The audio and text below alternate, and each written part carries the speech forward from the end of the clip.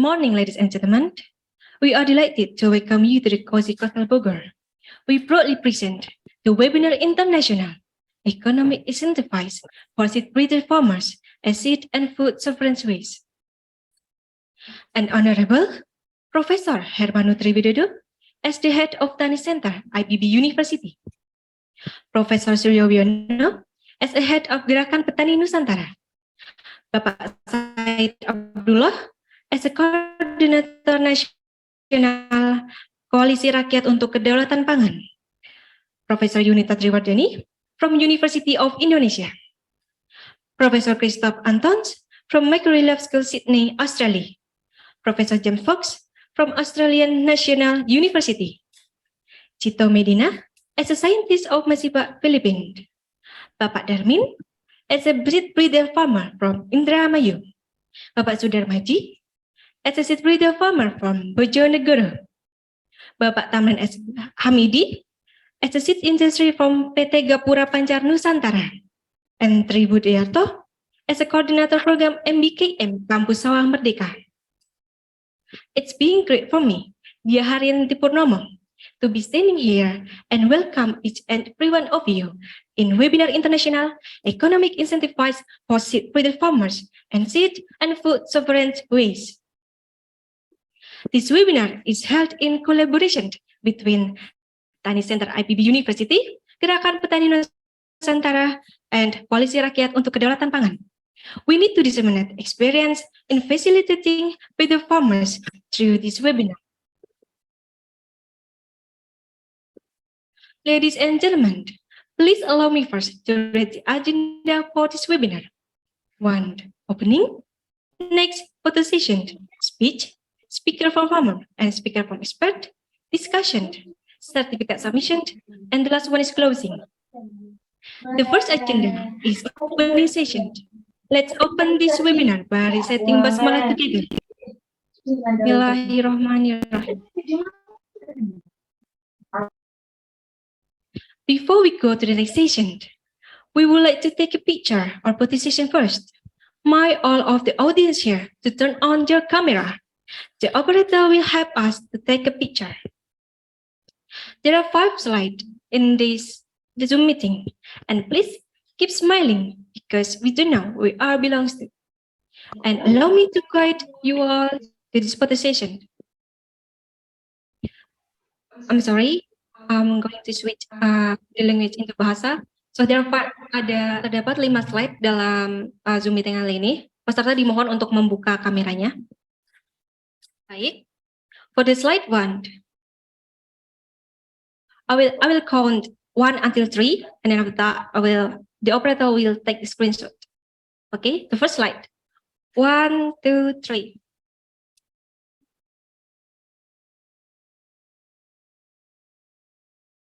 And then the second slide. 1, 2, 3.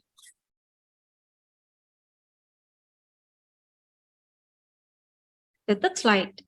1, 2, 3.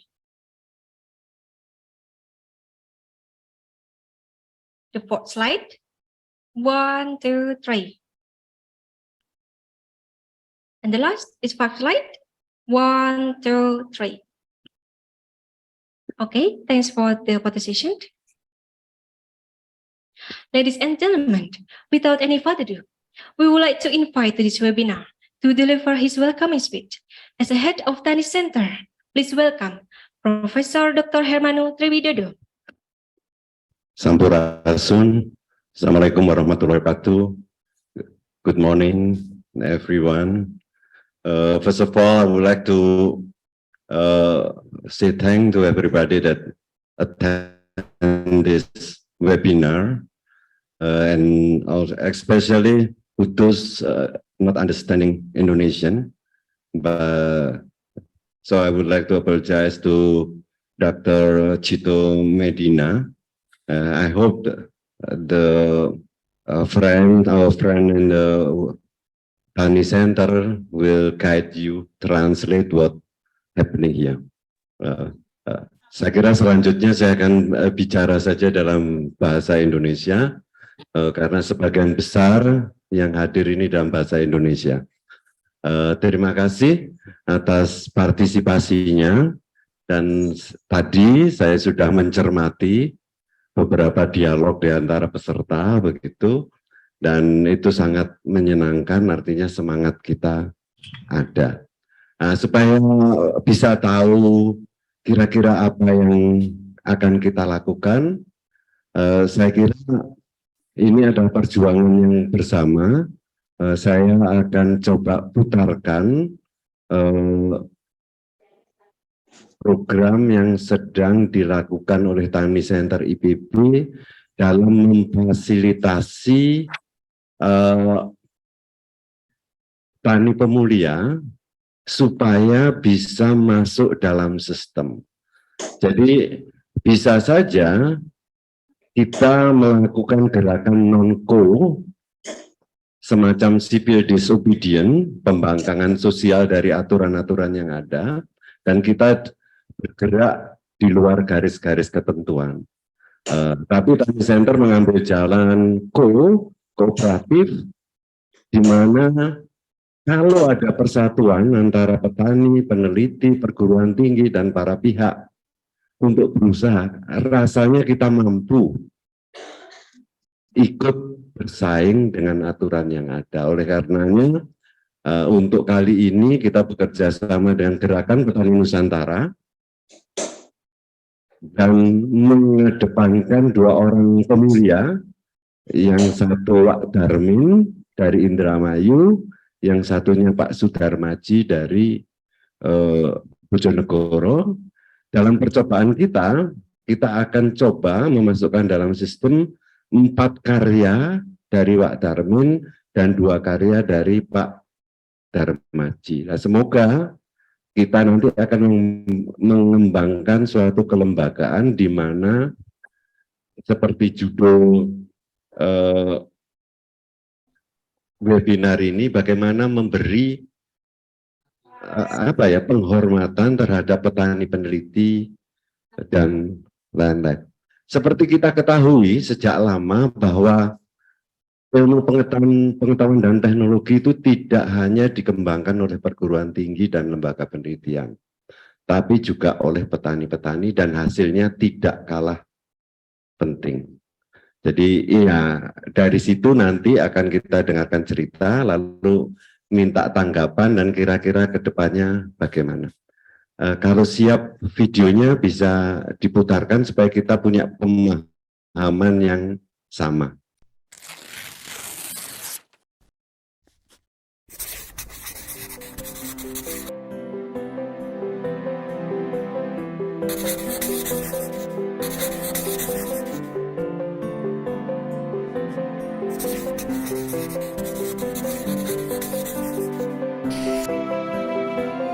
Sobat Tani, Indonesia kaya akan keanekaragaman hayati termasuk tanaman pangan.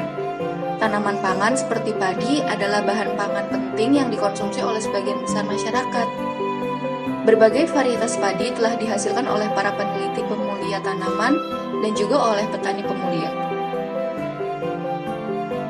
Meskipun dengan alat sederhana, namun prinsip dasar dan metode baku diterapkan oleh petani dalam proses penyilangan.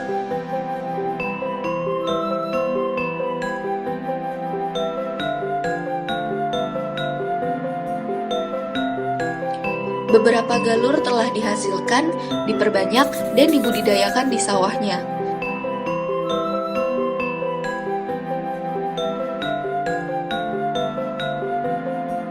Selain ditanam di sawah sendiri, mereka juga menukarkan dengan benih padi petani lainnya.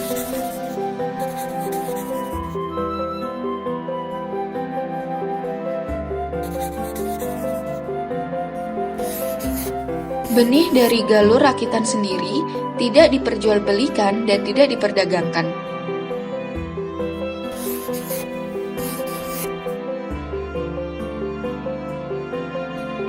Untuk dapat diperjualbelikan, galur hasil permuliaan tersebut harus memenuhi beberapa syarat dan prosedur.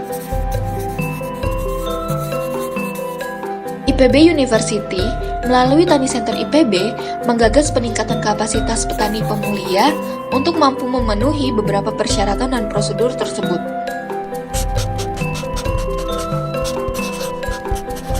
Selain memberi penghargaan dan kebanggaan atas kreativitas mereka, kegiatan ini juga mendukung petani untuk menerima manfaat ekonomi dari proses produksi dan perdagangan dari benih varietas yang dihasilkan. Beberapa syarat agar hasil pemuliaan dapat diperjualbelikan antara lain deskripsi varietas tanaman sebagai ciri dan sifat dari calon varietas yang meliputi karakter tanaman ataupun sifat fisik dan rasanya. Uji multilokasi berguna untuk melihat kestabilan karakter dan sifat dari varietas pada berbagai lingkungan. Jika semua uji terpenuhi, hasil pemuliaan ini layak dilepas oleh Kementerian Pertanian sebagai varietas padi unggul yang siap disebarluaskan dan diperdagangkan. Bagi IPB University, kegiatan ini menjadi pembuka bagi mahasiswa untuk belajar di luar kampus. Mahasiswa dapat belajar dan terlibat langsung dalam rangkaian program bersama petani GPN. Hal ini juga selaras dengan semangat Merdeka Belajar, Kampus Merdeka, dengan melibatkan mahasiswa untuk belajar bersama petani di luar program studinya, melakukan riset dan memupuk kecintaan terhadap profesi petani. Tani Center IPB mengemas proses belajar ini sebagai enrichment course. Tani Center IPB menggandeng beberapa perguruan tinggi daerah dan merajut jaringan antara petani dan perguruan tinggi di berbagai tempat. Terdapat 4 perguruan tinggi yang berminat terlibat. Universitas Wilarodra Indramayu, Universitas Bojonegoro, Universitas Mahasaraswati dan Pasar Bali, dan Stiper Bajawa Flores. Mereka melibatkan mahasiswa dan dosen penggerak untuk mendukung kampus sawah merdeka bersama petani setempat. Mahasiswa didampingi dosen penggerak akan terlibat dalam penelitian oleh petani di masing-masing daerah dalam uji multilokasi.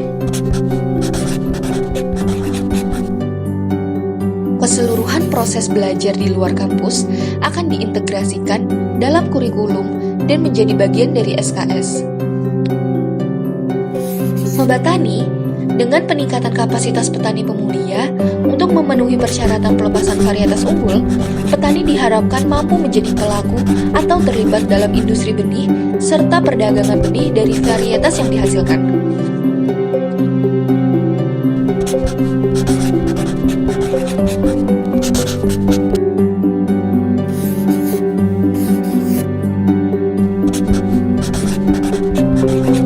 Di kemudian hari, kelembagaan ini akan diperkuat oleh Gerakan Petani Nusantara.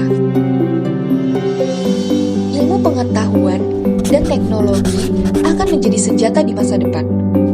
Terus belajar bersama melalui Kampus Sawah Merdeka.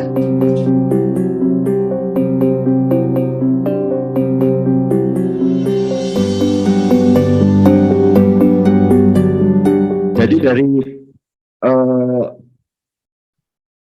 padi hasil pemuliaan petani supaya bisa masuk sistem perbenihan yang ada dan tidak dikriminalisasi ketika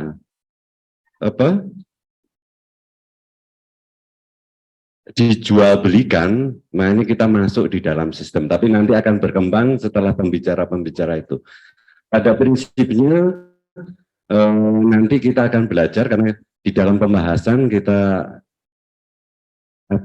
dapat kemewahan bisa dihadiri oleh Prof. Yunita dari UI, ada Pak Christoph Antons dari Macquarie University Australia, Pak Jim Swap kebetulan minat tetapi karena sudah ada acara tidak dapat hadir, dan nanti ada Pak Cito dari Filipina, Cito Medina dari Filipina, serta tentu saja ibu bapak yang hadir semua yang bisa membahas ini semua dan berbagi. Terima kasih. Sampurasun. Wassalamualaikum warahmatullahi wabarakatuh.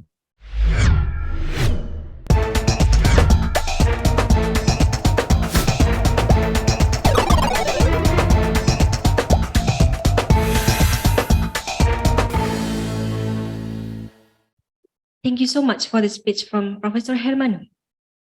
Now we come to our main session. In this session, there is a member from our case as a breeder farmer and seed industry, and then continue with sessions material and discussion from the academic side, and continue with the discussion session. In this session, will be led by our moderator, Ms. Widya Hasian Situmerang. Allow me to introduce Ms. Widya Bariting Hasibe. She is a lecturer at Vocational IPB University. She has experience in campaign and community development, especially in food, agriculture, and community development. Ms. Widya focuses on research, social humanities, and community development studies. And she also part of Tani Center, IPB University. Please welcome Ms. Widya Hasian Situmerang. Thank you for this opportunity. The honorable speakers and also all farmers that joining in this international webinar, and also all the participants. I'm Widya Hasian Situmerang, and I will be your moderator for today international webinar of economics incentive for seed breeders farmers as a way to food and seed sovereignty. Ladies and gentlemen, this international webinar is based on our real experience in the field, and then in this opportunity, we will discussing in two sessions. We are so honored that in this morning we already have our guests, the farmers from several regions of Indonesia. They really work for the seed breeding and then facing the daily life activities in paddy plantations. The first sessions will be named after stories from the seed breeders and seed farmers entrepreneurs. And I will introduce them one by one. And the second session is this discussion from the academic side. So we already here with Professor Hermanu Triwidodo, and then Professor Yunita. Good morning, Professor Yunita.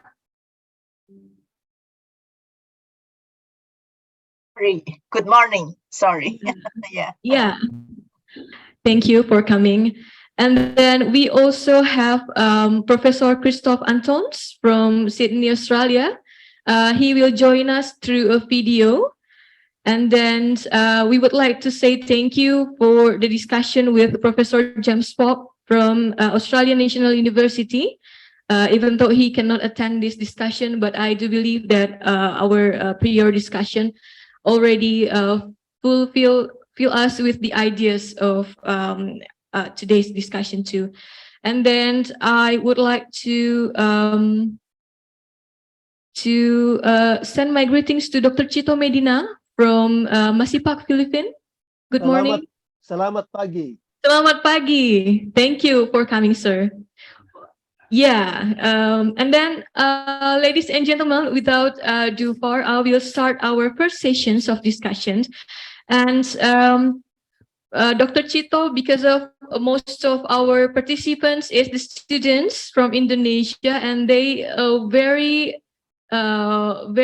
intend to learn about seeds breeding and the experience about that. I will ask your excuse that we will do this session mostly in Bahasa Indonesia, but I will come to you in English. Is that all right, sir? It's okay. It's all right. Thank you. Ya, thank you so much. Baik, Bapak dan Ibu, terima kasih. Di sesi pertama saya akan mulai menyapa para narasumber saya sangat terhormat ini. Di sesi pertama kita akan mendengarkan cerita dari Bapak. Ada 3 orang Bapak. Terima kasih Bapak sudah hadir. Yang pertama ada Pak Darmin, Wadarmin ya saya panggilnya. Terima kasih sudah jauh-jauh datang. Dan kemudian ada Pak Sudarmaji. Terima kasih Pak sudah datang. Kemudian ada Pak Tamrin. Mungkin sebelumnya kita sudah pernah bertemu, tapi katanya kalau tidak kenal maka kenalan. Jadi saya akan memperkenalkan diri kembali. Kami bersama teman-teman Tani Center sedang membantu dan mendampingi teman-teman mahasiswa. Sebagian mungkin sudah pernah bergabung di tempat bapak-bapak pada dulu sesi pertama di 2021-2022 begitu, belajar mengenai tentang padi juga begitu ya Pak.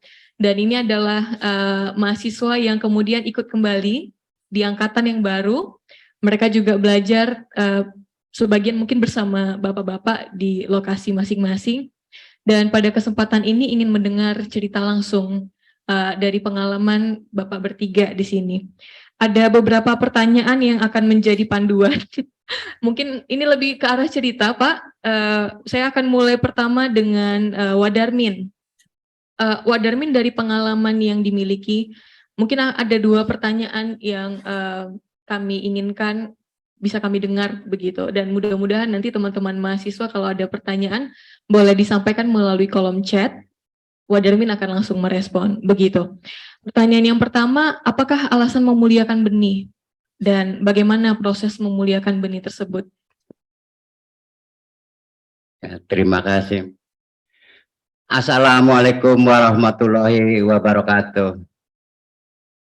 Yang terhormat Bapak Profesor Hermano, yang terhormat Profesor Ibu Yunita, yang terhormat Profesor Christoph Anton dari Filipina, waktu aku 2005 di Filipina. Yang terhormat Bapak Profesor James Fox dari Australia, ya, dan terakhir Dr. Cipto dari Filipina. Iya. Yang terhormat juga dari teman-teman Pak Petani se-Indonesia dan Pak Adit. Waktu dulu saya dibimbing oleh Pak Adit tentang pemilihan tanaman, dan juga ya teman-teman Mas Tapin dan teman aku Pak Darmaji bahwa yang tentang pemilihan tanaman namanya Darmaji Darmin gitu. Nah, pengalaman saya waktu masih muda ya, bahwa tahun 85-an aku jadi petani, istirahat di sawah, menghayalnya begini, aduh kalau saya orang bodoh atau orang tani, karena pendidikan SD 1 Bu,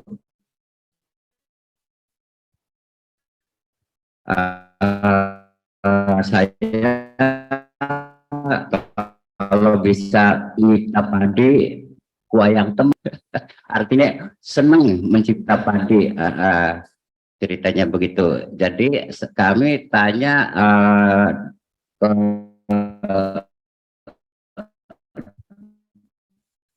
pertanian, menyilangkan padi gampang ya, yang penting nanamnya diseling-seling gitu, nanti kawin sendiri. Ternyata Wadarmin mengikuti ya nol, nggak ada saran gue ya, masih penasaran. Nah, tahun 2002 ada panduan tentang pertanian SRI, sistem panduan organik dari Pak Alik, dipandu oleh Pak Alik. Nah, tahun 2003 alhamdulillah ada kabar tentang pemilihan tanaman itu dari Yayasan Phil, yaitu Mas Adit grupnya, Pak Arif Lukman dari Madura yang mandunya gitu. Nah, kebetulan Wadarmin ya itu Pak mengikuti waktu itu Wadarmin enggak tercantum, ada peserta modos, udah 2 hari modos, jadi diwakili Wadarmin. Modos ini apa, Pak? Modos tuh nggak masuk kalau orang anak sekolah mah nggak masuk. Jadi Wadarmin nyocok-nyocoki supaya muridnya atau pesertanya tetap, Iya. bukan 2 hari 3 hari, jadi materinya Wadarmin ketinggalan 3 hari begitu dengan teman-teman yang dulu tuh ya. Alhamdulillah mengikuti Hmm. Apa waktu berangkat itu ada padi kebo biji panjang namanya, keras sekali, nggak bisa dirontok.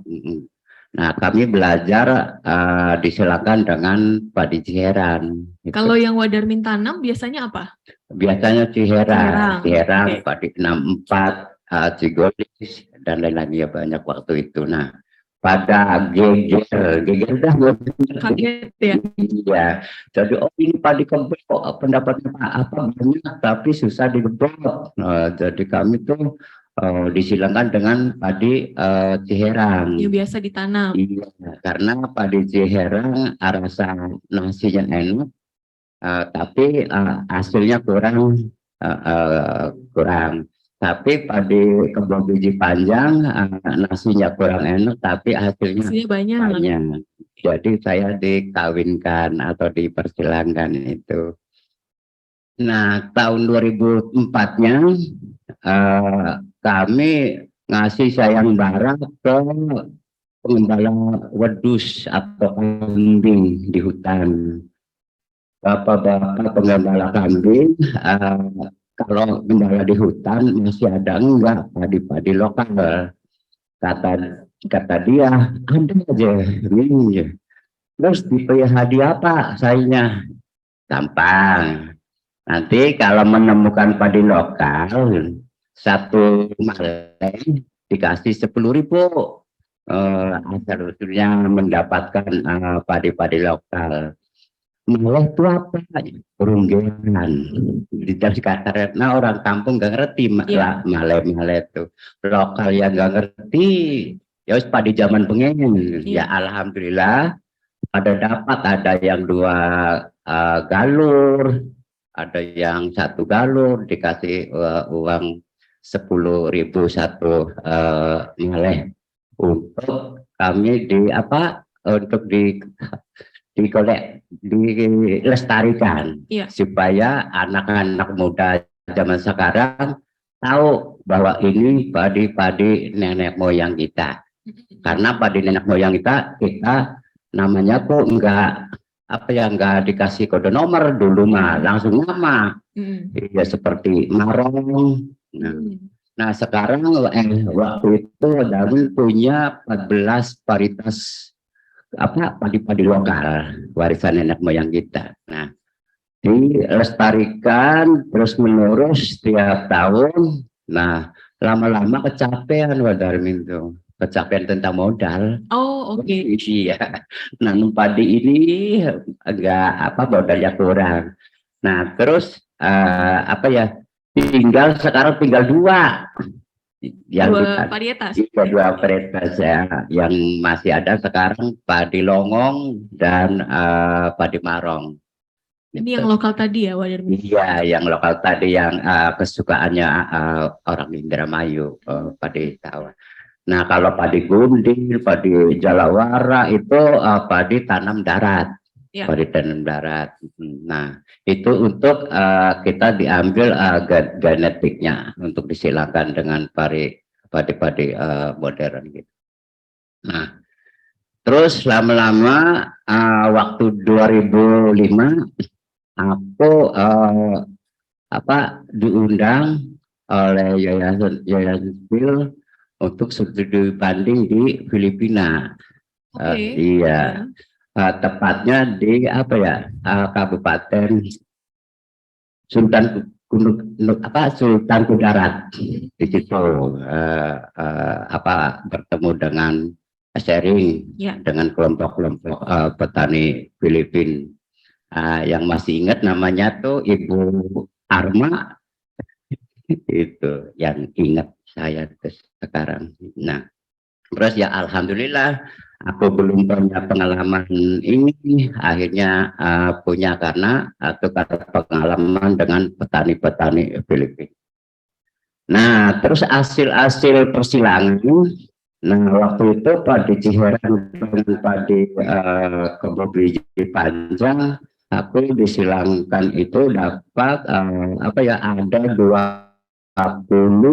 jenis varietas galur.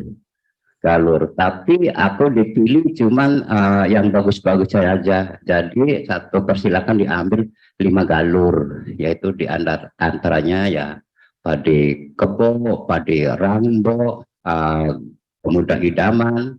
Nah, termasuk Impari 44 itu hasil persilangan Wadarmin tuh, yang udah ditandatangani oleh Bapak Menteri Pertanian kerjasama waktu itu dengan Bali Pak Sukamandi. Terus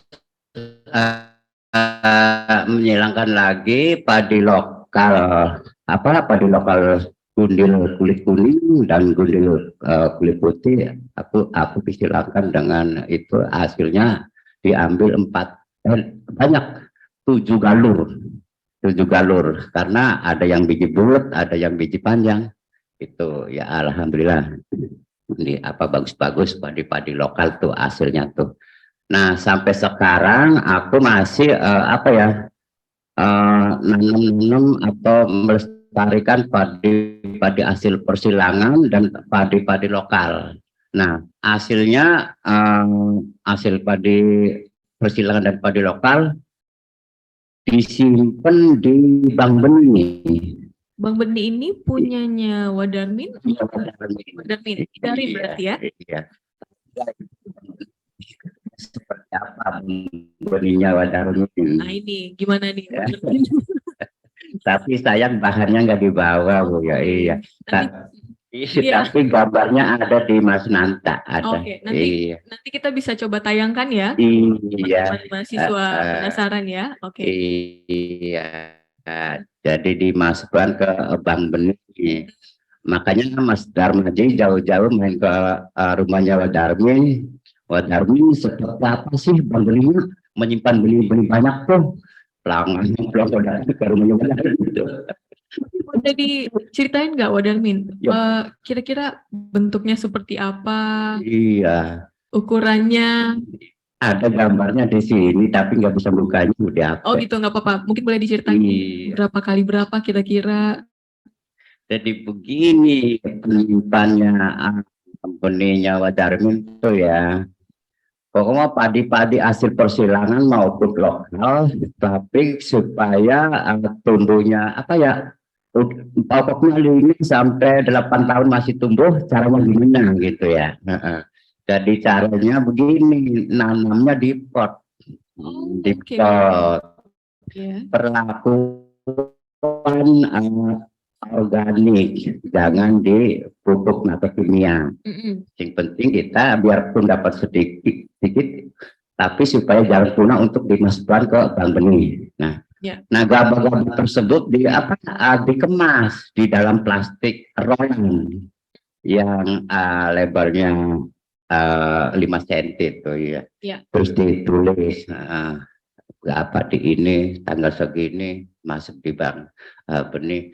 Terus benih-benih tersebut dimasukkan ke toples bekas obat bukan obat racun, obat dari bidang obat manusia ya? Iya, obat manusia.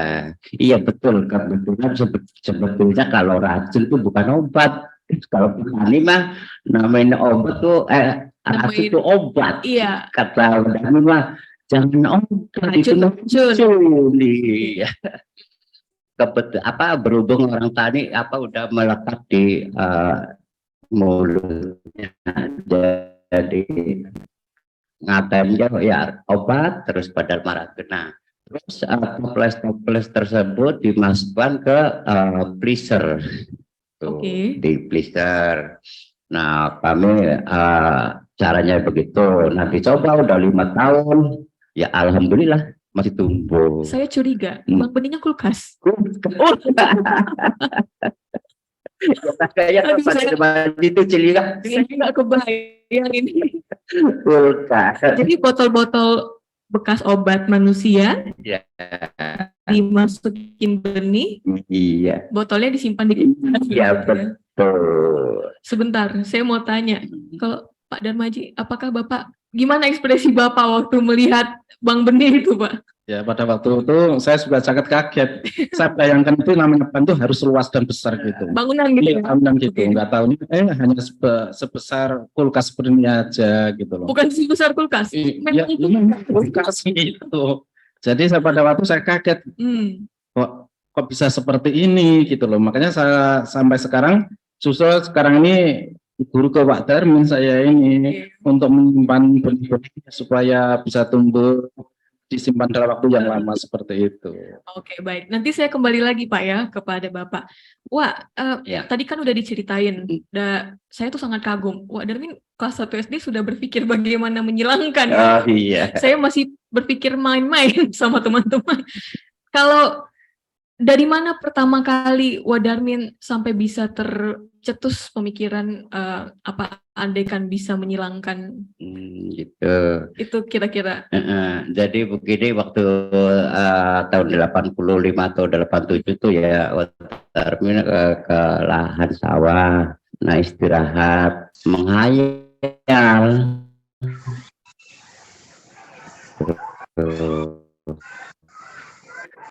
Saya orang bodoh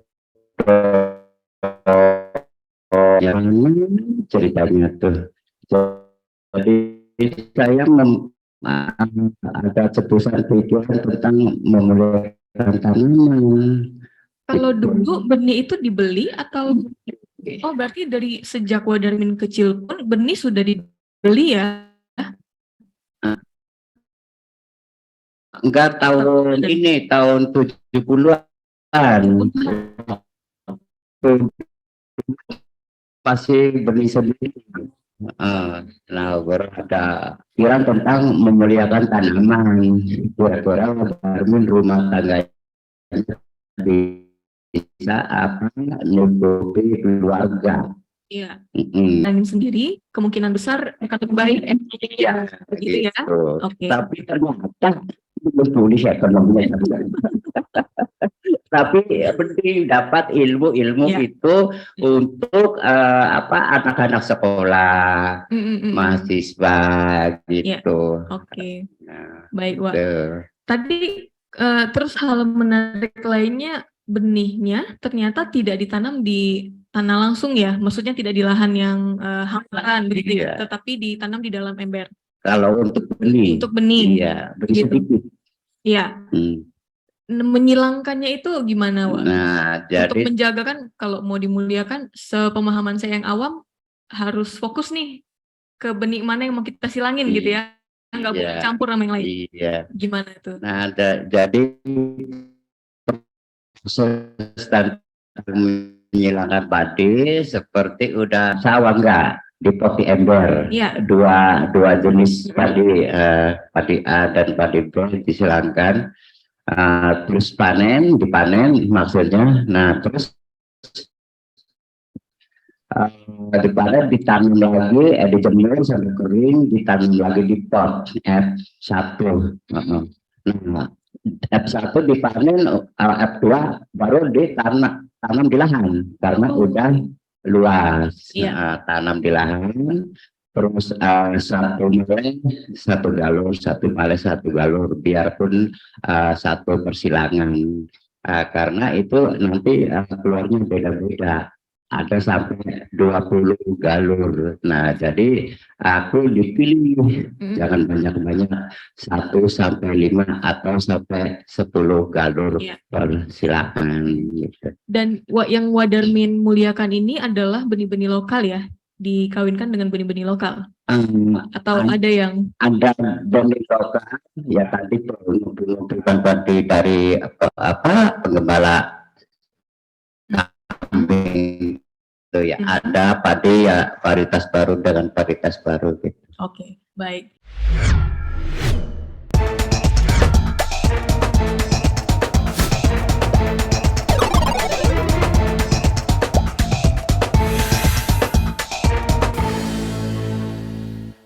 Terima kasih Wadarmin. Sekarang saya mau mendengarkan pengalaman Pak Sudarmaji, kan sesama nih, Iya. sesama pemulia. Saya deg-degan banget ini. tadi kita udah dengar pengalaman dari Wadarmin. Kalau dari Bapak gimana Pak? Ceritanya nih bisa jadi pemulia. Oh ya. Saya itu dulu juga anaknya petani. Jadi saya itu sering lihat petani dan sering bertemu dengan petani juga. Gitu. Pada waktu itu sering saya itu merasakan pertanian yang saya lakukan itu enggak sesuai harapan hasilnya gitu. Iya.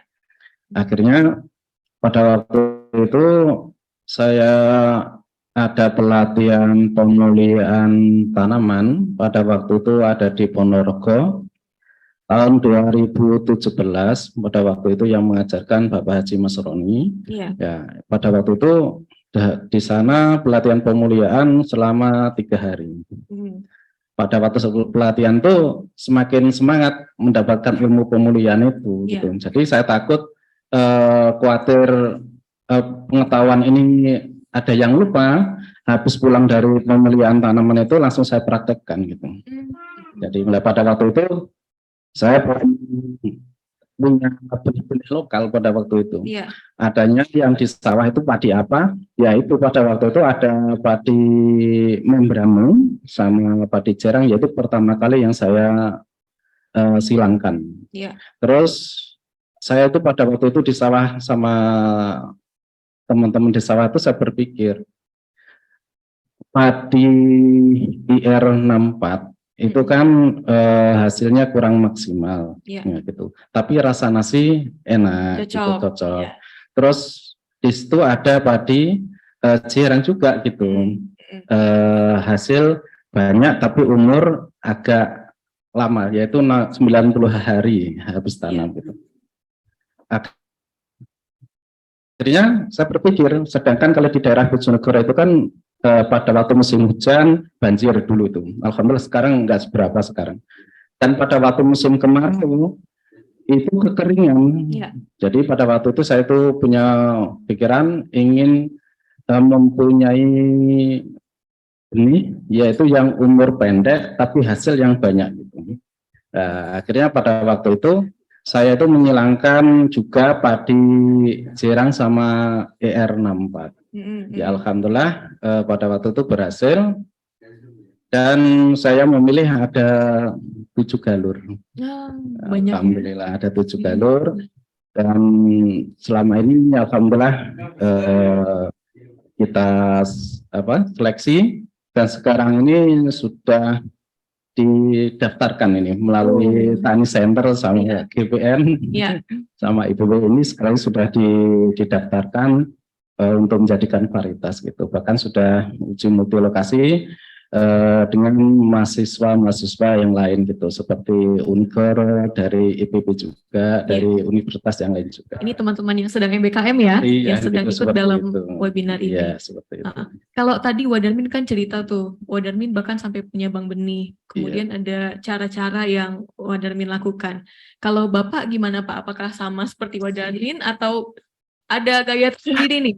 Ya sebenarnya sama yang seperti yang dilakukan Wadarmin yaitu menanam padi dari ember dulu gitu. Oh, di pot dulu iya, gitu ya. seperti itu. Terus yang F2 dan selanjutnya itu yang sudah di lahan. Baru gitu. di lahan. Iya. Terus pada waktu itu saya belum mempunyai benih lokal, Mbak. Akhirnya dapat ilmu dari Wadarmin, dari Bang Haji Mas Roni. Mas, yang lebih bagus lagi itu menghilangkan tanaman lokal Mas gitu. Jadi pada waktu itu yaitu alhamdulillah terima kasih banget Pak Darmin sudah dikasih tahu yaitu sampai sekarang itu sering mencari benih-benih lokal untuk dilestarikan dan dijaga dan dirawat dan bahan-bahan persilangan seperti itu. Kalau apa sih Pak yang membuat Bapak tertarik harus benih lokal nih?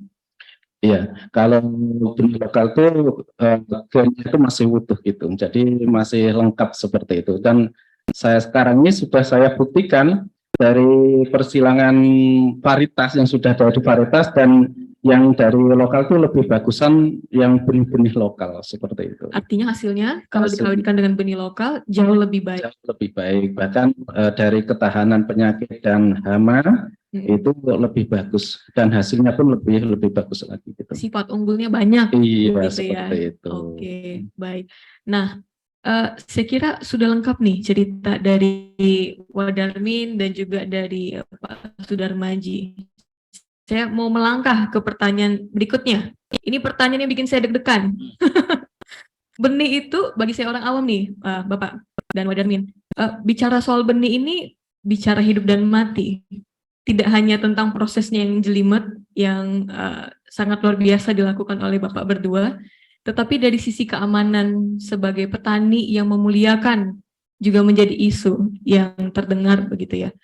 Apa yang Wadarmin dan Bapak alami di pengalaman menjadi pemulia? Terima kasih.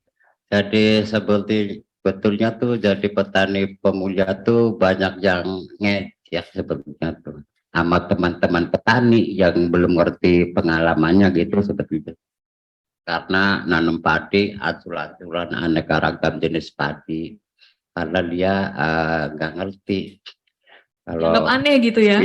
Iya, percuma dia apa kayak profesor baik seperti profesor aja. Kalau orang bodoh mah bodoh aja, ada teman-teman begitu. Ya.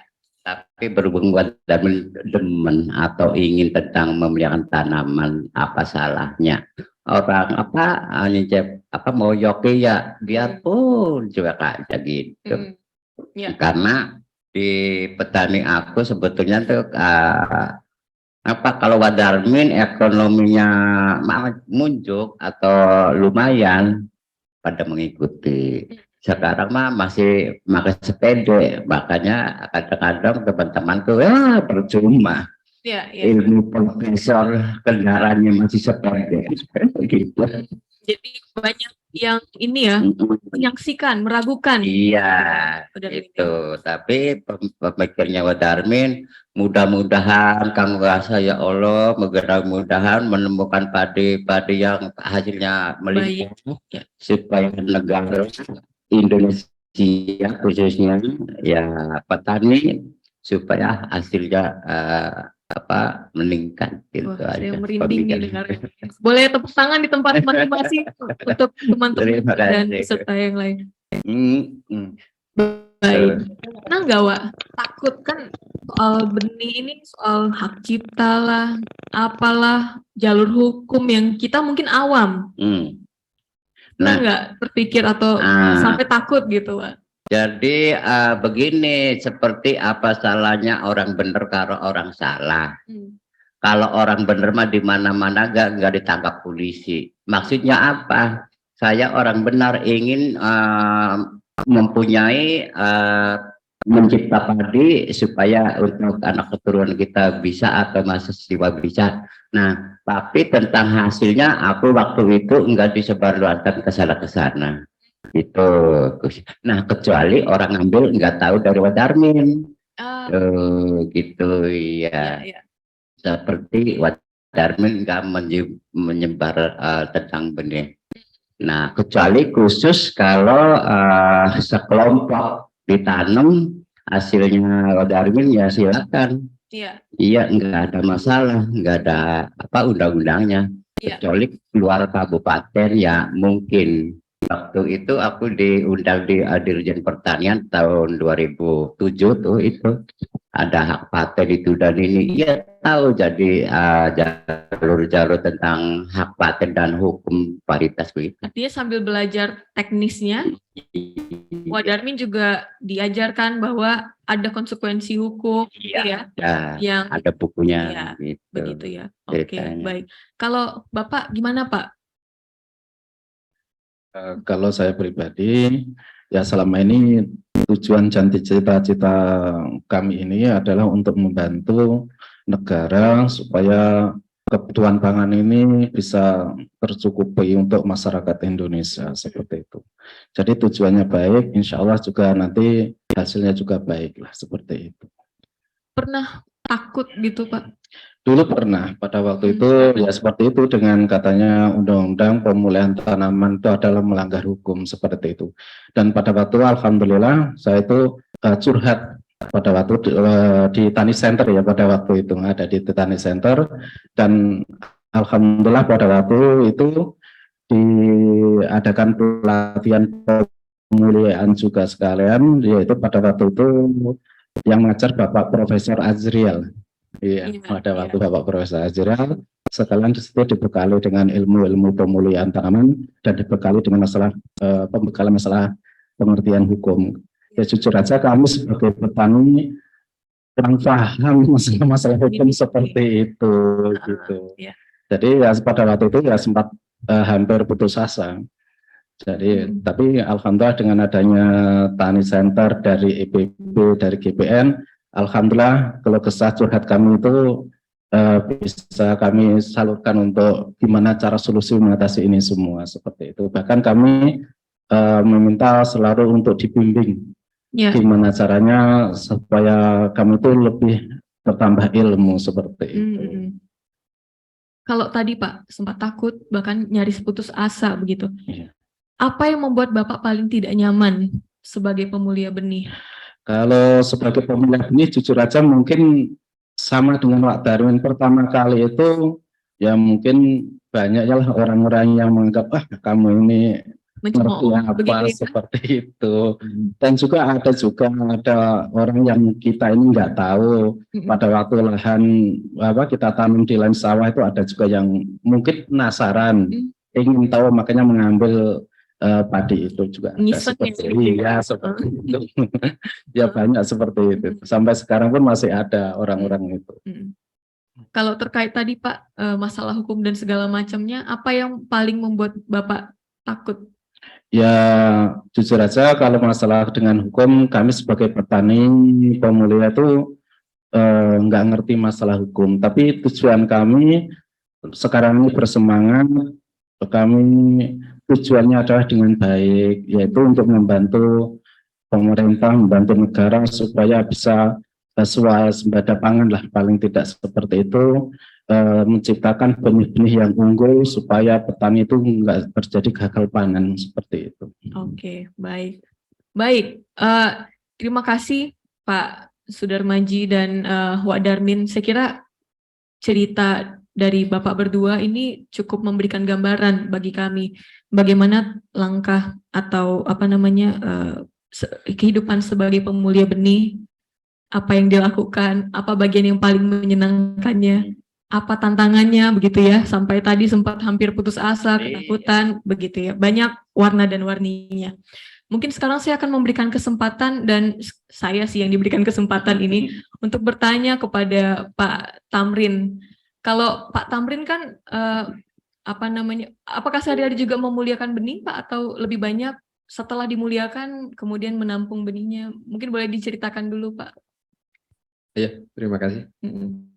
Selamat pagi Mbak Widya dan semuanya, teman-teman semua. Saya bertani juga Kak, tapi saya tidak melakukan pemuliaan benih.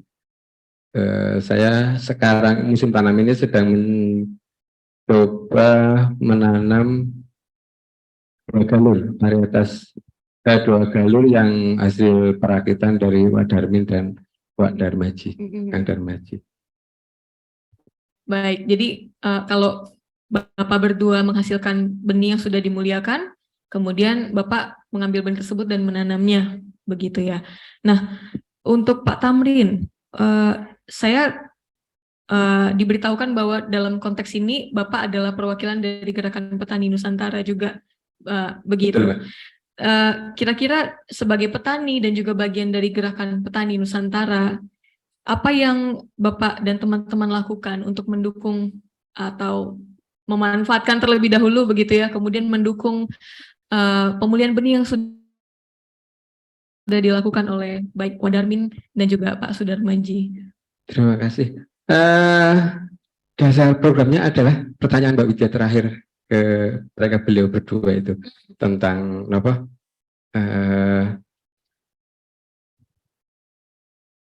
Kelemahan, ketakutan yang mereka alami dalam melakukan pemulihan benih. Selain banyak kasus pencurian galur hasil rakitan mereka yang kemudian diklaim untuk didaftarkan oleh pihak lain. Pihak lain itu banyak pihak, tidak hanya swasta. Juga kaitan dengan konsekuensi legal ketika mereka menyebarluaskan galur hasil rakitan mereka. Karena pada peraturan tentang produksi dan sertifikasi benih, bahkan yang terbaru yang 2019,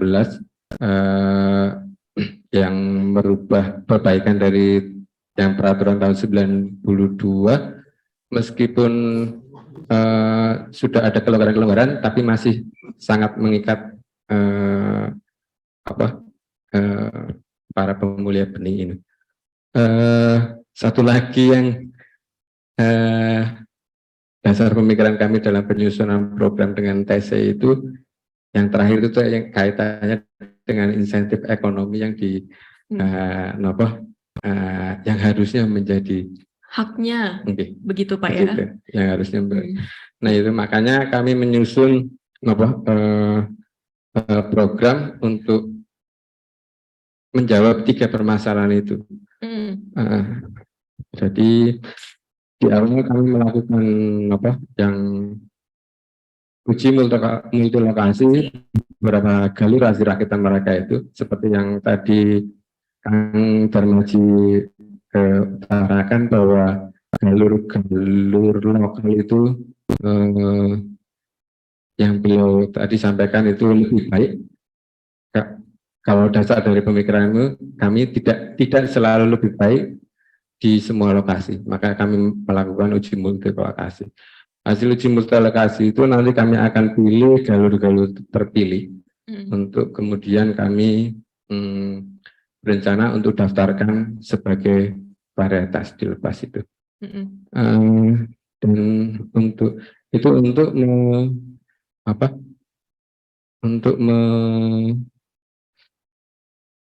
menyelesaikan sebagai solusi untuk yang masalah legal itu.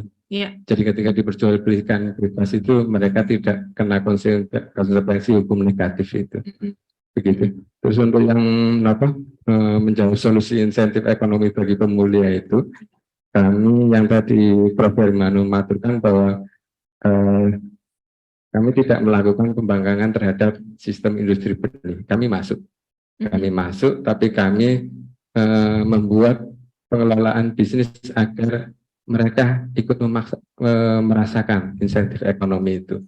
Karena cerita dari Pak Darmin dulu secara pribadi itu, galur hasil rakitan beliau pernah dalam tanda kutip dicuri ya Pak ya.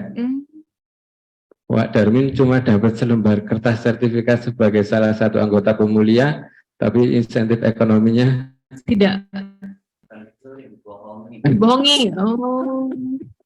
3 kali.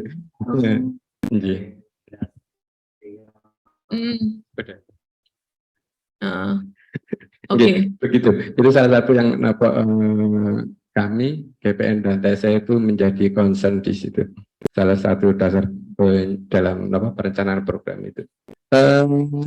Inisiatif-inisiatif yang sudah kami lakukan, kami sudah membentuk badan usaha bentuk PT. Kami namakan Gapura Panca Nusantara, yang nanti untuk kelembagaan bisnisnya terkait benih padi rakitan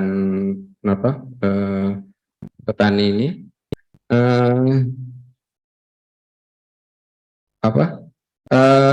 ketika nanti sudah didaftarkan dan lolos sebagai varietas yang dilepas itu, kami merencanakan untuk membuat kesepakatan dengan penangkar produsen benih bersertifikat itu untuk bagaimana agar ada aliran insentif ekonomi sampai ke pemulia itu. Jadi nanti kami berharap bahwa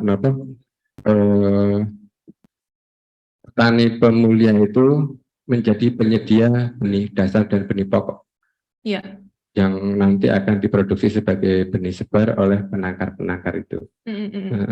Dan sebagai unit bisnis, unit usaha, kami juga nanti akan membuat kesepakatan bagi hasil dengan selain dengan pemulia, para pemulia juga dengan penangkar produsen benihnya itu.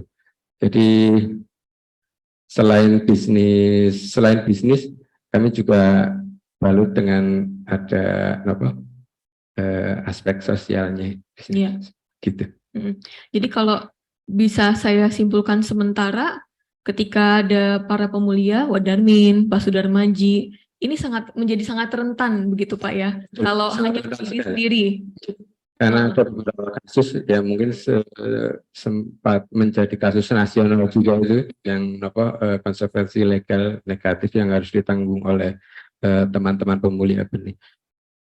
Baik, dan kemudian Bapak beserta rekan-rekan GPN dan Tani Center kemudian membangun kelembagaan untuk memberikan perlindungan sekaligus menjaminkan haknya para pemulia agar apa yang menjadi karya mereka ini betul-betul bisa mereka nikmati.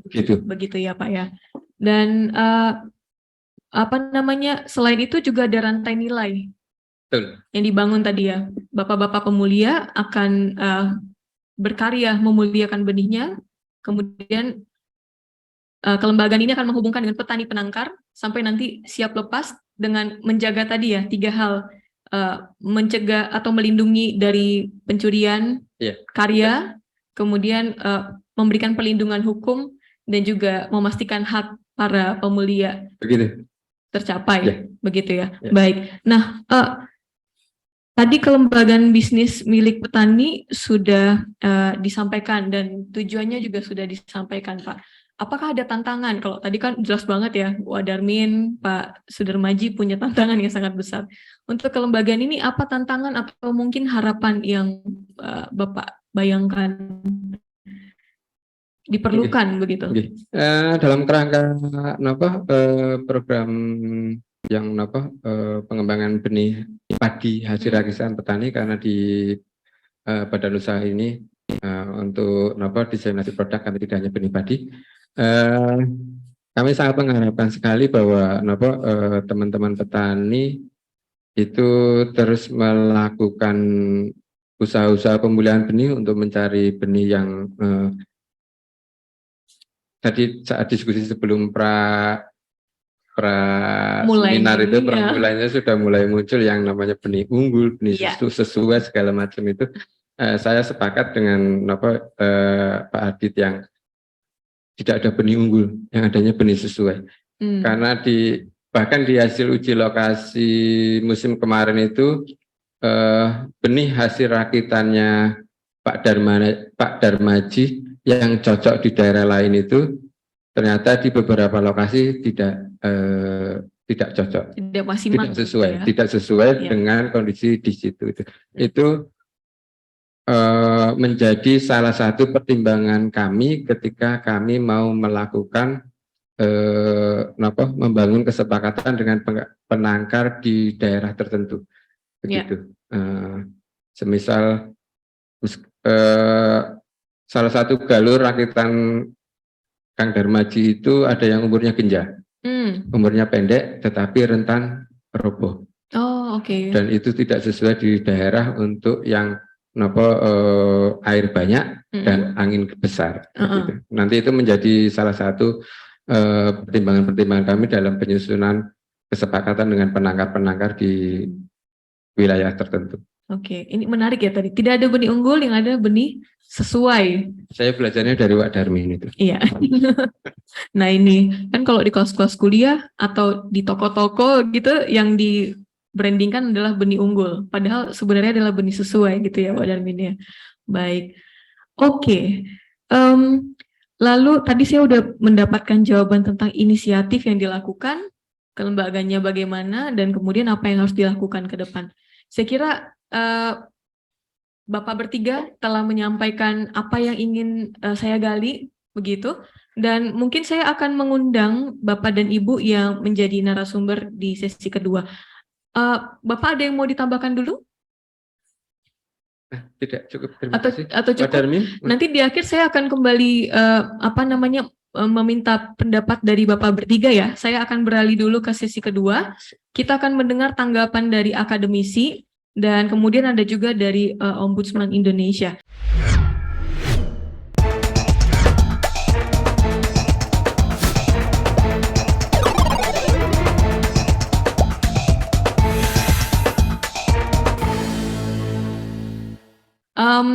Profesor Yunita?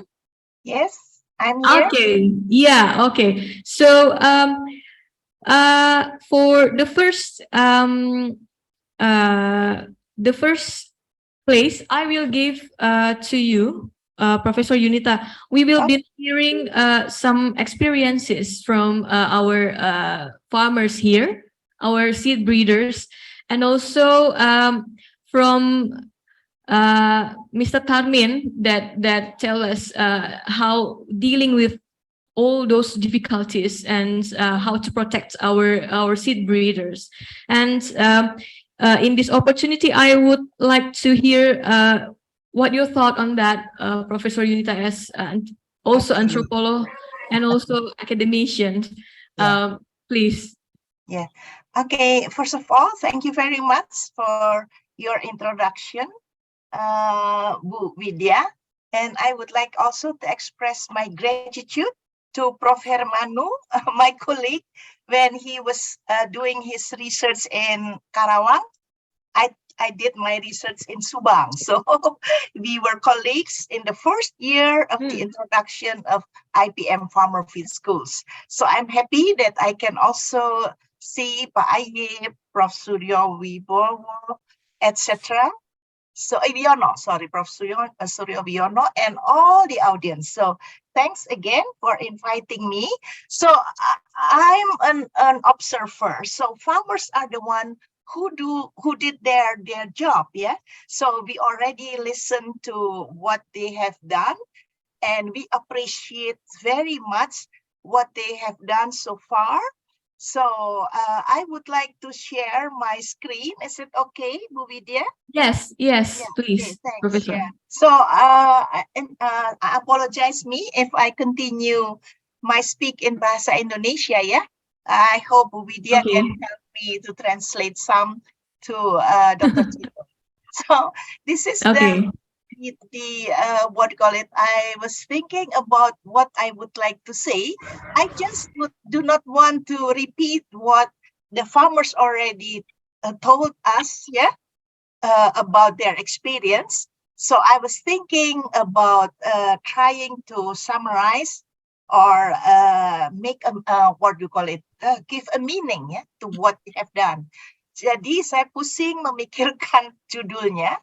At last I found petani ini tentunya they are struggling, berjuang memperkaya genetika tanaman, ya. Dengan berjuang ini sebetulnya pemuliaan tanaman itu kan memperkaya ya genetika tanaman. Nah, kemudian dengan karyanya itu mempertangguh produksi pangan ya, karena meskipun tadi juga tidak unggul, tetapi kalau toh tidak produksi tinggi, tapi saya kira itu menjadi idaman juga, tetapi ingin sustainable ya, jadi bisa tangguh, dan saya kira karya mereka itu membantu kita semua, tidak hanya petani sendiri, tapi pemerintah ya. Nah, kemudian berdaulat menjadi petani mandiri, ini keinginannya. Nah, saya sebetulnya mungkin tidak hanya insentif ekonomi ya, tetapi insentif legal tadi ya, aspek hukumnya seperti telah dikemukakan Pak Tamrin dan sebagainya, juga aspek sosialnya. Jadi tidak melulu ekonomi tentunya, tapi saya paham mengenai tema ini. Nah, ini saya ingin menyampaikan terima kasih, kebetulan Pak Adit ada di sini. Ini karena karya Pak Adit Field berkolaborasi dengan Leiden University dan petani pemulia dari Sukamandi ya Pak Adit ya. Ini berhasil kemudian mentransformasi petani yang semula hanya menyeleksi dan menanam, menangkar menjadi pemulia. Nah, karena itulah kegiatan mereka itu bisa kita buatkan, kita produksi dalam film. Tadi saya sudah tulis di chat. Judulnya juga bisa dewek ya, ada 6 part. Silakan dilihat di YouTube. Nah, saya juga terima kasih pada Pak Haji Masroni yang hadir di sini. sebagai waktu itu koordinator dari kolaborasi kita, jadi UI waktu itu Pak Haji Masroni mewakili Ikatan Petani Pengendalian Hama Terpadu Kabupaten Indramayu. Nah, Pak Darmin ini salah satu aktornya gitu ya. Jadi salah satu aktor dalam film ini. Jadi nanti bisa dilihat pada part terakhir saya kira ya, bagaimana Pak Darmin sebagai petani organik itu berjuang berkarya dengan keringatnya, dengan energinya ya. Nah, apa yang sudah dilakukan oleh petani itu kan sebetulnya kalau saya boleh katakan dari sisi antropologi atau budaya ini ya, bahwa apa yang mereka lakukan itu hasil sintesis ya, sintesis dari pengetahuan lokal dan ilmiah. Dan ini suatu kemajuan yang saya anggap sangat signifikan dan bermakna. Very significant and meaningful ya, karena because this is a product of dialectics between local and scientific knowledge. So, sorry, yeah. So before, I think Pak Darmin can also elaborate later on. That Pak Darmin dulu kan ahli menyeleksi benih ya Pak Darmin ya. Semua petani itu menyeleksi. Jadi BBT bahasa Indramayu itu sudah mereka lakukan secara tradisi, pengetahuan lokal mereka, bagaimana benih misalnya saja pandan wangi, benih longong, benih marong, benih apalagi yang lokal itu diseleksi untuk bisa persis karakteristiknya yang sama dengan induknya. Jadi karena sayang Profesor James Fox tidak ada, tapi beliau paham betul mengenai penyilangan benih, artinya padi itu self-pollinating ya. Jadi saya kira Dr. Cito nanti juga bisa menjelaskan, sehingga benih jantan dan benih betina itu kan dalam satu bunga gitu ya, satu gabah itu, sehingga akhirnya bisa terjadi penyilangan sendiri. Nah, bagaimana segregasi itu kemudian diseleksi mana yang masih sama karakteristiknya dengan benih yang disebut oleh petani Indramayu sebagai indukan. Nah, dari menyeleksi benih ke menyilangkan benih, ini suatu transformasi budaya ya, suatu transformasi kalau dalam istilah antropologi itu habitus. Jadi ada habit, custom, tradisi yang baru ya. Jadi akhirnya supaya tidak justru menyilangkan dari dua indukan, ini disebut indukan ya oleh, ini ada Pak Haji Masroni di sini, yang jantan, betina dan jantan disilangkan untuk peroleh anakannya. Nah, anakan ini justru harus berbeda dari indukannya. Tidak bisa sesama dengan indukan betina dan indukan jantan. Nah, saya kira disitulah ini seorang pemuja tanaman waktu itu masih muda ya, sekarang rambutnya juga sudah putih, temannya Pak Darmin ya, yaitu Pak Joharifin ya, dan ini teman saya yang membuat filmnya, filmmakernya yaitu Saudara Rino Arifiansyah. Nah, inilah di sini terletak sintesanya ya. Jadi waktu saya mengunjungi kantor field, waktu itu almarhum Pak Nugroho, Nuki, masih ada ya. Dan saya ingin mengetahui perkembangan terakhir dari alumni-alumni SLPHT, ternyata muncul cerita ini ya. Nah, buat saya sebagai antropolog itu sangat menarik. This is a very interesting case. Why? Karena because the farmers are looking for the local varieties ya. Jadi varietas lokal yang sudah punah, sudah tidak ada di ekosistemnya, di habitatnya, karena sudah tergantikan oleh varietas-varietas unggul, VUTW dan sebagainya gitu ya. Lalu ketika mereka mau menyilangkan benih, nah bagaimana mencari benih-benih lokal itu? Nah tadi Pak Darmin sudah cerita ya. Bagaimana? Karena lalu kalau nggak salah saya ingat Pak Haji Masroni pesan kalau bisa jangan menyilangkan benih-benih pemerintah gitu ya. Oh ya, Ciherang mungkin salah satu kita ambil sebagai untuk keunggulannya. Tapi bagaimana benih lokal itu kembali ditemukan lagi. Ini suatu temuan yang luar biasa. Dan buat perkembangan budaya pertanian di Indonesia, this is a very, very significant moment ya. Karena benih yang hilang itu kembali, tapi ini yang menarik saya, tetapi kembalinya itu kemudian kemudian digunakan, diterapkan dalam konteks pemulihan tanaman. Dan pemulihan tanaman ini dengan metode ilmiah gitu ya. Mereka belajar melalui Pak Adit dan kawan-kawan bekerja sama dengan pemulia dari University of Leiden ya, waktu itu Pak Adit ya, juga dengan pemulia dari Sukamandi. Jadi metodenya ilmiah. Nah, di sini ya. Nah, bagaimana memperoleh benih sesuai idaman petani? Petani disuruh mimpi ini ya. Apa yang ingin diproduksinya, yang pulen, kayak cocok dengan kondisi lokal, tahan terhadap hama penyakit, tahan kering atau tahan rebah gitu ya. Nah, tidak hanya pertanggung produksi, tapi ini tadi bisa dewek itu tadi. Petani tidak perlu selalu membeli benih unggul. Saya terima kasih Pak Darmin memberikan nama pada salah satu benih silangannya itu bisa dewek. Ini kenangan yang manis ya Pak Darmin ya. Jadi mengapa muncul istilah bisa dewek? Itu pada saat kami rembukan gitu ya, akan membuat film ini ya, karena permintaan petani juga. Mereka ingin sekali menyebarkan keterampilan baru, habitus baru ini pada sebanyak mungkin petani di Indonesia melalui film, dan sudah ada keterampilan ya, membuat video klip yang ditunjukkan oleh Haji Masroni waktu itu ke saya. Jadi waktu kita rembukan, inginnya kalau buat film itu film tentang apa? Kami ingin tentang pokoknya revolusi petani mandiri. Waduh, kita tidak ingin lagi revolusi hijau, tapi revolusi yang membuat petani bisa mandiri. Lalu teman saya tadi, Saudara Rino, wah itu jargon yang terlalu muluk ya untuk judul film gitu ya, revolusi gitu ya. Oke, sekarang petani mandiri itu bahasa Dermayunya apa sih? Ya bisa dewek, bisa dewek saja gitu ya. Jadi di dalam tema bisa dewek itu terkandung makna petani bisa meningkatkan kepercayaan diri. Kemudian dengan film itu saya amati sebagai antropolog itu bagaimana nilai bisa dewek itu dikembangkan ya. Menumbuh kembangkan nilai budaya mandiri. Kalau bisa sendiri, bisa dewek, kenapa harus beli benih? Nah, setelah itu beberapa tahun kemudian kan ada benih hibrida itu yang harus beli mahal dan sebagainya itu ya. Nah, kemudian ini memperkuat identitas petani yang mampu memproduksi benih sendiri gitu ya.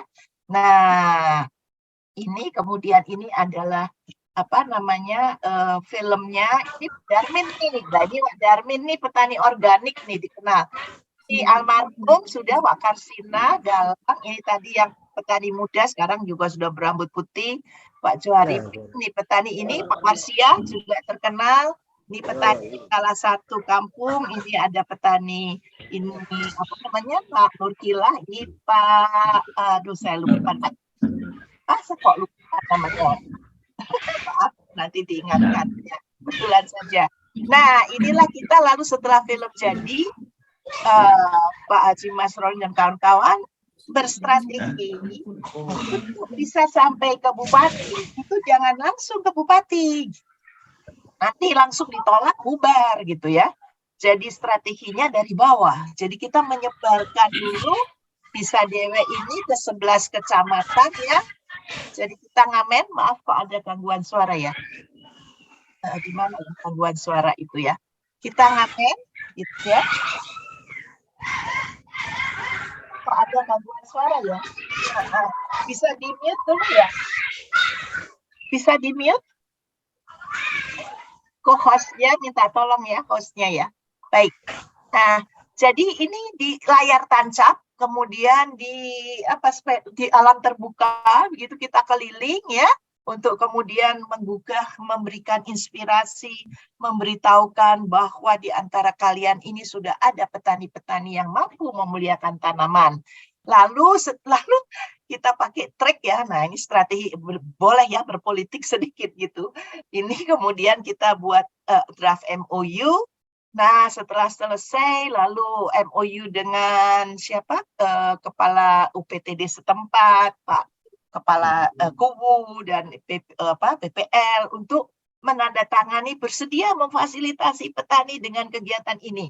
Nah, dikumpulkan, kemudian terakhir baru kita seminar di kabupaten, di Universitas Wiralodra. Sayang Bupati waktu itu hadir di acara mau pemilu ya, Golkar, jadi wakil bupati yang hadir, tapi wakil bupati mendukung, dan setelah itu kepala dinasnya juga mendukung. Ya, jadi inilah perjuangan, saya bilang perjuangan ya. Nah, kemudian saya menyaksikan ini semua, mengamati, dan saya ikut dalam proses produksi film dan ngamen dan seminar di UI, seminar di Wiralodra gitu ya. Nah, akhirnya saya bisa mengatakan inilah kembalinya Wak Darmin, Wak Darmaji, dan semua ya, Pak Nurkila, Warstia, Pak Haji Masroni, ini kembalinya mutiara yang hilang.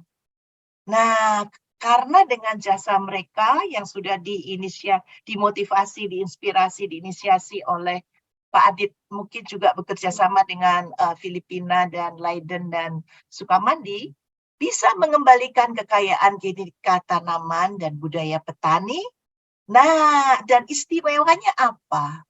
Karena pada saat itu ini kan sudah terjadi semacam monokulturisasi ya, atau homogenisasi lah, atau reduksianisme dari puluhan benih-benih lokal yang ditanam petani hanya menjadi 4 atau 5 gitu ya kan.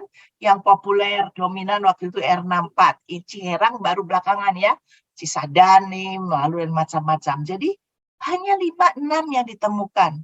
Lalu, nah inilah jadi mereka, kita tahu revolusi hijau tentunya bertujuan meningkatkan produktivitas pangan. Nah, apa kemudian mereka memperhatikan ini apa namanya? Sorry ya. Maaf ini. Nah, inilah tadi salah satu benih lokal, mungkin disebut marong ya sama Pak Darmin tadi ya. Marong berbulu, ini mungkin jenis ada gundil dan ada cere ya. Jadi saya pikir mungkin ini yang old gundil ya. Kalau Pak, kalau Prof James Fox ada, beliau khusus meneliti genealogi padi di Indonesia sampai induk dari PP5, PP8 waktu itu ya. Itu ditelusuri itu oleh Prof. Jim Fox. Nah, dari apa yang dilakukan petani, itu saya berkesimpulan begini. Where the seed goes, there the knowledge flows. Jadi, kalau benihnya ada, maka pengetahuan tentang benih itu pasti ada. Nah, kalau sekarang benihnya tidak ada, bagaimana petani bisa tahu? Ini apakah berbulu, gabahnya panjang, malainya bagaimana, daunnya bagaimana, batang padinya bagaimana. Nah, bayangkan petani-petani orang tua, nenek, kakeknya Pak Darmin sampai Wak Darmin itu dengan mengenali puluhan ya, mungkin sampai hampir 100 benih lokal. Mereka tahu kan itu ya. Nah, maaf ada gangguan ya. Nah, maaf ya, mohon di mute ya. Nah, ada kasus menarik sekali, yaitu bahwa ada petani, pas saya di sana, ada pelatihan juga oleh petani ke petani ya, untuk pemuliaan ini, ada orang tua kakek, ada orang tua, ayah, ada anak. Nah, saat itu ada petani yang pergi ke Sukamandi, pulang itu membawa 50 atau berapa benih, ada beberapa yang tidak ada namanya.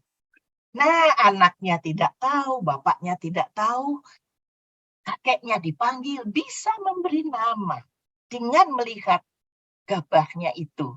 Jadi karakteristik benih itu akan diingat dan menjadi bagian dari pengetahuan petani bila benahnya ada. Kalau tidak ada ya anak cucunya nggak bisa bayangkan gitu kan. Nah, inilah kita sudah paham revolusi hijau. tadi keluhan di awal oleh Pak Utomo ya. Jadi apa yang terjadi? Pranata konservasi in situ oleh petani kan? Petani hanya bisa mengonservasi, melestarikan benih ini kan dengan konservasi in situ conservation di lahan. Atau disimpan dulu di lumbung, di gudang, nanti kemudian ditanam lagi. Nah, ini tergantikan kan oleh pranata konservasi ex situ. Jadi, seperti IRI itu seperti tadi dikatakan di awal itu kan mengumpulkan begitu banyak benih-benih lokal, dibawa semuanya ke lab, lalu disilangkan di situ oleh ahli-ahli rekayasa genetika dalam ciptakan benih-benih unggul. Nah, petani lalu posisinya bagaimana? Dulunya dia menyeleksi, sekarang hanya sebagai ya penangkar sajalah dan juga penanam. Jadi uji mutu lokasi itu harus dengan petani kan ya. Nah, akhirnya benih-benih lokal hasil seleksi petani kan hilang tadi sudah ya. Jadi kalau hilang itu tidak hanya pengetahuan tapi kedaulatan memilih benih tadi. Jadi ratusan benih itu kalau petani dulu saya di Subang itu mengatakan, ya ada petani tua, kalau dulu kita merdeka Bu, memilih benih apa yang mau ditanam, bagaimana menanamnya, kapan menanamnya. Sekarang semua diatur pemerintah. Benih apa yang harus ditanam, kapan menanamnya, tunggu jadwal irigasi, bagaimana menanamnya, lalu pakai pestisida, pakai pupuk kimia, dan sebagainya. Jadi praktek menyeleksi dan menanam benih lokal tentunya juga hilang. Nah, pranata budaya, cultural institution yang dimiliki petani, to sustain ya, untuk mempertangguh ekosistem melalui keragaman biobudaya, through biocultural diversity. Saya tidak tinggalkan kata cultural ya. Jadi tidak bisa hanya keragaman hayati. Saya sudah berkali-kali katakan, mohon teman-teman gunakan keragaman hayati budaya atau biobudaya. Karena tadi, kalau hayatinya hilang, budayanya hilang. Kalau hayatinya ada, di situ pengetahuannya ada. Jadi keragaman itu harus keduanya.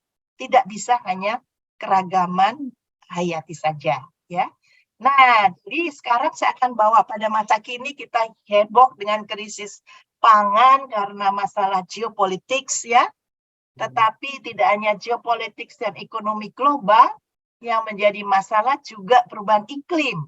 Nah, saya berterima kasih pada beberapa kolega yang bersedia berkolaborasi menyelenggarakan Rembuk Petani 1, Rembuk Petani 2, di mana saya mengajak petani untuk menyadari bahwa kita sekarang hidup dalam dunia yang berubah. Jadi ini kan ada 3 risiko ya, saya tidak perlu detail, tapi kan sudah paham semuanya saya anggap di sini ya. Meningkatnya variabilitas iklim, tidak beraturannya peristiwa El Niño La Niña, pemanasan global, dan ini berdampak ya pada produktivitas tanaman pangan. Padi dan jagung yang hanya dapat tumbuh di dataran rendah, kalau padi begitu naik 1 derajat Celcius malam hari, pada saat padi dalam tahap primordia, maka dia akan steril dan kemudian hasilnya akan turun kalau nggak salah 10%. Kalau jagung itu siang hari ya. Nah, semakin meningkatnya dan semakin parahnya peristiwa ekstrim, kita mengalami banjir, longsor, kekeringan, badai, puting beliung dan sebagainya. Ini foto nyata Bapak-bapak sekalian diambil oleh Rino melalui drone ini pada saat El Niño kuat ya tahun 2016. Ini luas, saya lupa persisnya, 350 hektar atau berapa, habis tidak bisa panen sama sekali karena tidak ada sumber air irigasi dan hanya tergantung pada air hujan ya. Nah, ini yang saya terakhir, bahwa kini petani mencari alternatif benih, bukan hanya pemulia tanaman ya, tetapi semua petani yang menghadapi krisis ini kebingungan ya. Sekarang kalau menghadapi El Niño, varietas usia pendek lah karena hujannya tidak panjang. Nanti ada Kang Tangono di sini bisa cerita ya, beri contoh. Bagaimana varietas berusia pendek untuk hindari kurangnya air saat kritis ya? Apakah saat meteng itu ya, atau saat primordia ya, waktu meratap itu. Nah, juga tahan kering. Nah, tentunya kita sudah ada pemerintah meriliskan padi Inpago ya, padi Gogo, tapi sejauh mana tadi cocok gitu ya. Nah, saat hadapi laninya, kita punya padi rawa gitu ya, punya padi sawah gitu, irigasi, Inpari, Inpara gitu ya. Tapi varietas apa yang tahan kelembapan dan tahan rebah? Perlu simak juga usia, karena jadwal tanam penting untuk hindari berkurangnya proses fotosintesis saat tahap produktif dan tidak tergenangi air pada saat panen atau pada saat kritis ya, dan tahan hama penyakit. Jadi inilah momentum bagi benih-benih rekayasa pemulihan tanaman. Ya, juga saat petani saat ini ingin meningkatkan produksi yang tangguh. Jadi ini slide saya yang terakhir, maaf ya. Slide saya yang terakhir, saya anukan dulu. Jadi bila pengetahuan dan keterampilan memuliakan tanaman oleh petani yang mampu menyintesakan pengetahuan lokal dan ilmiah itu dikonversi ya. Kalau kita konversi ke jenjang pendidikan formal di perguruan tinggi, ini kan dilaksanakan oleh Tani Center IPB. Coba, sekarang Pak Darmin itu mungkin sudah sampai jenjang S3 ya Pak Darmin. Saya bisa panggil Dr. Darmin, Dr. Sudarmaji, gitu ya, Dr. Tamrin gitu ya. Dan malah guru besar kan tadi, karena apa, sudah begitu banyak mahasiswa yang dibimbing. Mahasiswa saya ada berapa puluh ya Pak ya, berapa gitu. Lalu kemudian mahasiswa-mahasiswa IPB dan sebagainya. Berapa nilai ekonomi? Kalau toh itu mau dikonvert ya ke uang ya, yang dibutuhkan untuk membiayai pendidikan selama seumur hidup ini. Kalau S3, S1, S2, S3 nggak seumur hidup ya. Pak Darmin, Pak Darmaji dan sebagainya itu kan seumur hidup. Berapa nilainya? Tidak terhitung kan? Lalu berapa pulakah nilai ekonomi bagi pengayaan genetika tanaman? Cari tadi Pak Darmin, saya tahu ceritanya, dia Bandani, mengasih duit dulu gitu ya ke petani-petani yang buruh-buruh yang pulangnya bawa benih lokal, dikasih 10.000, 10.000, 10.000, berapa itu sudah habis ya? Untuk ketangguhan produksi pangan. Budaya pertanian, ini tidak bisa dinilai dengan angka. Penguatan jati diri keyakinan petani juga tidak bisa dinilai dengan angka ya. Jadi ini saya simpulkan tidak ternilai, tetapi nilai apapun yang diterima petani tentu amat bernilai bagi dirinya, bagi komunitas petani, dan jangan lupa tidak hanya bagi kedaulatan pangan di tangan petani sesuai dengan judul tema hari ini, tetapi implikasinya pada ketangguhan produksi pangan di Indonesia. Mengapa ribut ya? Soalnya maaf aja ini sekarang diimpor beras, meskipun ini bukan saya pusing juga ironinya di satu sisi. Saya tahu hasil produksi panen padi di Indramayu itu seperti teman-teman Kang Tangono yang survive dengan strateginya bisa sampai 8 ton, 9 ton. Nah ini kok masih impor gitu, ada apa nih sebetulnya ya gitu ya. Jadi inilah mari kita, tidak ada nilai yang bisa diberikan pada para petani pemulia. Jadi terima kasih bagi petani pemulihan tanaman atas perjuangannya Pak Darmin. Saya tahu sendiri, lihat sendiri kegigihannya, keteguhannya, dan kecintaannya ya. Kalau nggak cinta nggak bisa ya, atas benih-benih pangan. Dan juga kebanggaan Pak Darmin, Pak Darmaji, dan semuanya atas produk rekayasa genetika yang kau hasilkan. Terima kasih. Amin. Saya akhiri sampai di sini. Mudah-mudahan menjawab pertanyaannya Bu Widya. Thank you, Prof. Yunita. I think that's concluding all the questions that I have to you. And then one highlight that I take from Professor Yunita is the spirit of our seed breeders is actually leading all the farmers to be confident that yes, they are able to fight for seed sovereignty and to establish food sovereignty in our countries. Thank you, Professor Yunita.